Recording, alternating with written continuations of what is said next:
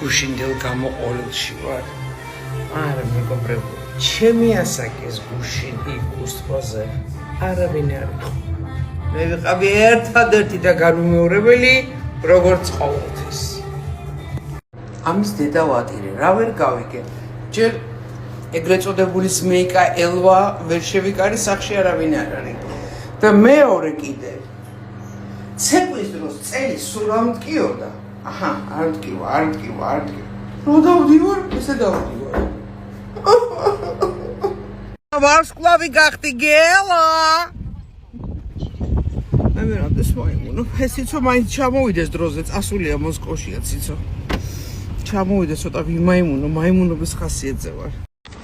იუმორი თუ გადაგვაჩეს, თორე ისეთი მდგომარეობაა საქართველოში, ორი აგური უნდა გვეჭიროს ხელში, ასე არ არის? თქვენ არ გიღებთ, ნუ ყელავთ. მე როცა მძღოლი მეუბნება რომ არ გადამიყო, მე არ ვიღებ და საერთოდ 100 მძღოლიდან 1-12 წუთს გადამიყევ. ეს შემიძლია ერთი ფოტო გადაგიღო? ფოტო აუცილებლად ყველა მძღოლი იყოს ფოტო ჩემთან, აბა ისთვის აღარ. აბა როგორ? მოკლედ. თუ არ მინდა ხასიათს გამჭო. პაკა. აი მე არავინ არ არის რომ შემიკრას. ამ კაცს ხო ვთქვა. სირცხვილია. ტაქსის ძღოლს ხო ვთქვა. გელა! გელა მოდი!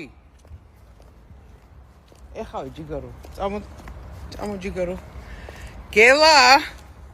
გელა მოდი რა ზმეიკა შემიკარი რა. ნახე რა კაცი მოდის, ნახეთ.